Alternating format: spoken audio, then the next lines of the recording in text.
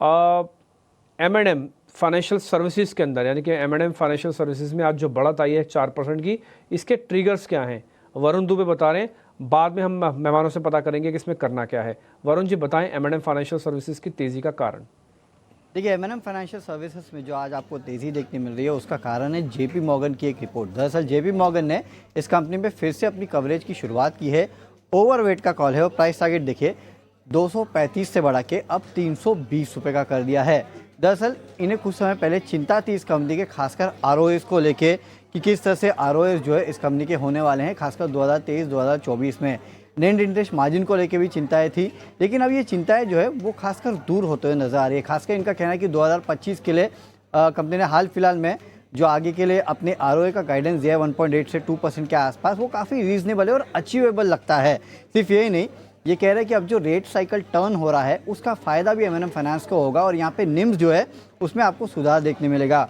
Core fees जो है वो सुधरेगा और ट्रैक्टर साइकिल सुधरेगा, तो उसका भी बड़ा फ़ायदा जो है वो M&M फाइनेंस को होगा। रूरल इकोनॉमी में वैसे ही सुधार देखने मिल रहा है, तो उसका एक बहुत बड़ा बेनिफिशियरी जो है वो M&M फाइनेंस होगा। और Q3 में अगर आप देखें तो जो फ्लो रेट्स है उसमें भी सुधार देखने मिला था। इसके पहले अगर आप देखते हैं तो जो डिसबर्समेंट लेवल है उस पर कंपनी अपने पीयर्स यानी कि प्रतिद्वंद्वियों से पिछड़ते हुए नजर आ रही थी, लेकिन अब दरअसल अगर आप देखेंगे तो जिस तरह का डाइवर्सिफिकेशन इस कंपनी ने किया है उसका फ़ायदा जो है कंपनी के डिसबर्समेंट में भी होगा और आगे डिसबर्समेंट में ग्रोथ देखने मिलेगी, ये कह रहे हैं। कलेक्शन एफिशिएंसी सुधर रही है और जो राइट ऑफ्स है उसको भी कंपनी कम कर रही है, तो आगे चल के कंपनी के जो ओवरऑल क्रेडिट कॉस्ट है उसमें भी सुधार का अनुमान ये लगा रहे हैं। वैल्यूएशंस इनका कहना है कि वो भी सस्ते हैं। केवल एक दिक्कत की बात है, जो राइट इशू चल रहा है उसके चलते थोड़ा बहुत ओवरहैंग जो है इस काउंटर पर रह सकता है।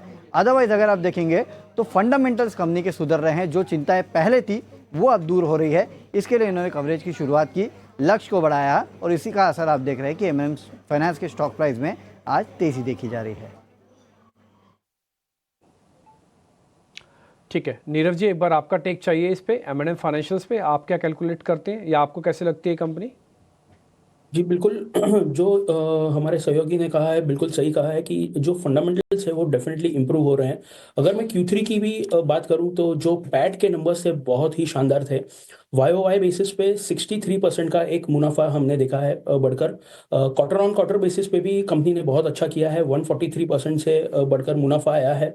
So overall net interest income का भी ग्रोथ हमने जो देखा है अगेन YOY बेसिस पे बहुत ही बेहतरीन था, करीबन 13% से बढ़ा हुआ है। सो ओवरऑल जितने भी फंडामेंटल्स हैं वो इम्प्रूव हो रहे हैं। हमने देखा था कि M&M फाइनेंस पिछले 2 से 3 क्वार्टर में थोड़ा स्ट्रगल कर रहा था बुक्स के कारण, बट ओवरऑल अब ये जो स्ट्रगल है वो हमें लग रहा है कि ये पीछे रह जाएगा एंड धीरे धीरे करके जो AUM ग्रोथ भी देखने मिलेगा, जिस हिसाब से थर्ड क्वार्टर में मैनेजमेंट ने भी जो गाइडेंस दिया है वो काफ़ी बेहतरीन है। तो उसके चलते ओवरऑल NBFC स्पेस हमें अच्छा लग रहा है and M&M finance is one of our topics. हमें लग रहा है कि आगे आने वाले समय में 330 का एक लक्ष्य देखने मिल सकता है हमें M&M फाइनेंस में, अगर आपके पास 6 से 8 महीने का समय हो तो।